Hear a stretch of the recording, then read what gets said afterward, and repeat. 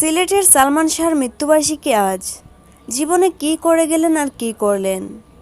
১৯৯৬ সালের ৬ সেপ্টেম্বর থেকে আজকের ২০২০ সাল। বাংলা চলচ্চিত্রের বড় পুত্র সালমান শাহকে হারানোর ২ যুগ। বলা হয় তাকে তারকার মৃত্যুর পর ধীরে ধীরে ভক্তরা ভুলতে শুরু করেন। তবে সালমান শাহর ক্ষেত্রে তা একেবারে বিপরীত। তার জনপ্রিয়তা এখনও আকাশমুখী। ভক্ত সমালোচকরা তার স্মৃতিগুলো এখনও লালন করেন, প্রশংসায় ভাসেন তার নানা কর্মের। আজও তিনি অম্লান নানা মাধ্যমে। মাত্র ৪ বছরের অভিনয় ক্যারিয়ারে গগনচুম্বী জনপ্রিয়তা অর্জন করেন। ২৪ বছর বয়সে হঠাৎ কোটি কোটি ভক্তকে কাঁদিয়ে চিরবিদায় নেন তিনি। স্বপ্নের নায়ক নেই ২৪ বছর। ১৯৯৬ সালের আজকের দিনে জীবন সংসারের মায়া ত্যাগ করে নায়ক পাড়ি দিয়েছিলেন এই সংসার থেকে। সেই হিসেবে আজ সালমান শাহ ছাড়া আরও এক শরৎ এসেছে। ১৯৭১ সালের ১৯ সেপ্টেম্বর সিলেটের জকিগঞ্জে জন্ম নেন সালমান শাহ। পারিবারিক নাম শাহরিয়ার চৌধুরী ইমন হলেও সিনেমার পর্দায় তিনি ছিলেন শুধুই সালমান শাহ। পিতা কমরউদ্দিন চৌধুরী ও মাতা নীলা চৌধুরীর বড় ছেলে শাহরিয়ার চৌধুরী ইমন সালমান শাহ হয়েছিলেন ১৯৯৩ সালে কেয়ামত থেকে কেয়ামত সিনেমায় অভিনয় করতে গিয়ে। ঢাকাই সিনেমার নায়ক হওয়ার আগে সালমান শাহর ক্যারিয়ার শুরু হয়েছিল টেলিভিশন নাটক দিয়ে। ১৯৮৫ সালে বিটিভির আকাশ ছোঁয়া নাটকের মাধ্যমে অভিনয় যাত্রা শুরু করেন এই তুমুল জনপ্রিয় নায়ক। এরপর অভিনয় করেছেন দেয়াল, সব পাখি ঘরে ফেরে, সৈকতে সারস, নয়ন এবং সবশেষ স্বপ্নের পৃথিবী নাটকে। কেয়ামত থেকে কেয়ামত সিনেমায় অভিনয়ের পর আর পেছনে তাকাতে হয়নি সালমান শাহকে। ৪ বছরের ক্যারিয়ারে মাত্র ২৭টি সিনেমায় অভিনয় করে পেয়েছেন আকাশ সমান জনপ্রিয়তা। এক শাবনূরের সঙ্গে জুটি বেঁধে কাজ করেছেন ১৪টি সিনেমায়। উপহার দিয়ে গেছেন বাংলা সিনেমার এক সোনালি অধ্যায়। তবে সালমান শাহর উপর ভর করে এখন যখন ঢাকায় চলচ্চিত্র সফলতার মুখ দেখছিল, ঠিক সে সময় ১৯৯৬ সালের ৬ সেপ্টেম্বর সকালে রহস্যজনক এক কারণে জীবন সংসারে ইতি টানেন সালমান শাহ। রাজধানী ঢাকার ইস্কাটনে নিজ বাসভবনে সিলিং ফ্যানের সঙ্গে ঝুলন্ত অবস্থায় তার লাশ পাওয়া যায়। ময়নাতদন্ত প্রতিবেদনে আত্মহত্যা বলা হলেও তার মৃত্যু নিয়ে এখনও রহস্য কাটেনি ভক্ত মনে। স্বপ্নের নায়ক স্বপ্নের পৃথিবী থেকে বিদায় নিলেও আজও সালমান শাহ আছেন ভক্তদের অন্তরে অন্তরে, আছেন ঢাকাই সিনেমার স্বপ্নের ঠিকানায়। সবশেষ গত ২৫ ফেব্রুয়ারি পিবিআই সালমান শাহর মৃত্যুর ঘটনার তদন্ত প্রতিবেদন আদালতে জমা দেয়। পিবিআই-এর পুলিশ পরিদর্শক সিরাজুল ইসলামের করা ৬০০ পৃষ্ঠার তদন্ত প্রতিবেদনে সালমান শাহ আত্মহত্যা করেছেন বলেই উল্লেখ করা হয়।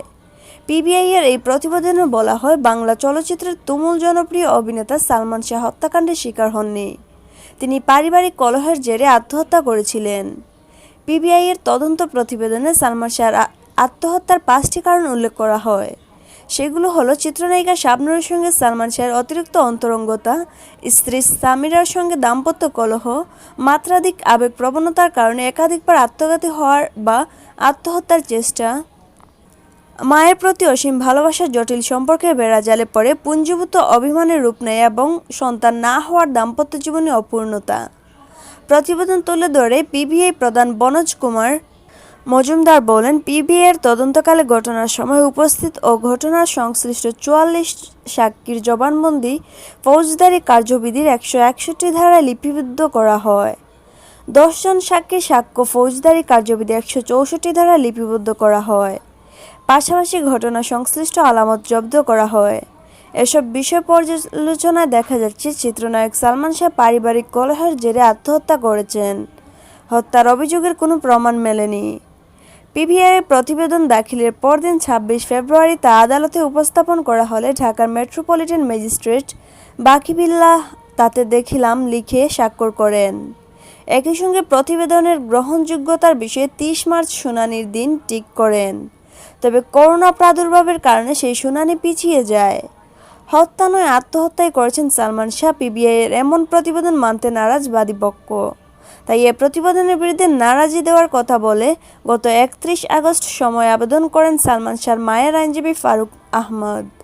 আবেদনে বলা হয়, মামলার বাদী সালমান শাহর মা লন্ডনে অবস্থান করছেন। করোনা ভাইরাসের প্রাদুর্ভাবের কারণে তিনি দেশে আসতে পারছেন না। তাই নারাজি দেওয়ার জন্য সময়ের আবেদন মঞ্জুর করা হোক। সেই আবেদনের পরিপ্রেক্ষিতে আগামী ১১ অক্টোবর পিবিআইয়ের প্রতিবেদনের গ্রহণযোগ্যতার বিষয়ে শুনানির দিন ধার্য করেন আদালত। পিবিআই এর প্রতিবেদনে বাদীপক্ষ কেন সংক্ষুব্ধ জানতে চাইলে আইনজীবী ফারুক আহমেদ বলেন, সালমান শাহর মৃত্যুর ঘটনায় আমাদের কাছে যেসব সাক্ষ্য প্রমাণ ছিল সব আদালতের মাধ্যমে আমরা পিবিআইকে সরবরাহ করেছি। এরপরও তদন্তে সেসব সাক্ষ্য প্রমাণের প্রতিফলন ঘটেনি। শুধু প্রতিবেদনের বিষয়বস্তু নয়, প্রতিবেদনের প্রক্রিয়া নিয়েও প্রশ্ন তুলেন এই আইনজীবী। তিনি বলেন, আইন অনুযায়ী তদন্ত প্রতিবেদন সম্পর্কে এজাহারকারীকে তদন্তের ফলাফল সম্পর্কে অবহিত করতে হবে। ফৌজদারি কার্যবিধির ধারায় বলা হয়েছে, যে ব্যক্তি অপরাধ সংগঠন সম্পর্কে প্রথমে সংবাদ দিয়েছিলেন, সরকার নির্ধারিত উপায়ে তাকে নিজের গৃহীত ব্যবস্থা সম্পর্কে অবহিত করবেন। এই আইনজীবীর দাবি, সালমান শাহর ক্ষেত্রে তা করা হয়নি। তিনি বলেন, সালমান শাহর মা নীলা চৌধুরীর সঙ্গে আমার কথা হয়েছে। পিবিআই এর সংবাদ সম্মেলনের বিষয়ে তাকে তদন্ত প্রতিবেদন সম্পর্কে কিছু জানানো হয়নি। আইনজীবী হিসেবে আমিও কিছু জানি না, যেটুকু আমরা জেনেছি মিডিয়ার সংবাদ থেকেই। তাই প্রতিবেদন দাখিলের ক্ষেত্রে আইনের যথাযথ প্রক্রিয়া অনুসরণ করা হয়নি।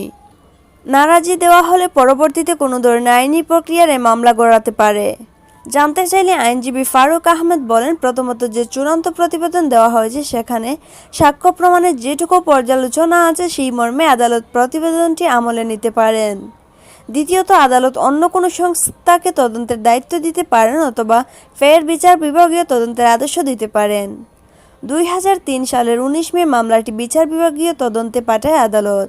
এরপর প্রায় 15 বছর মামলাটি বিচার বিভাগীয় তদন্তে ছিল।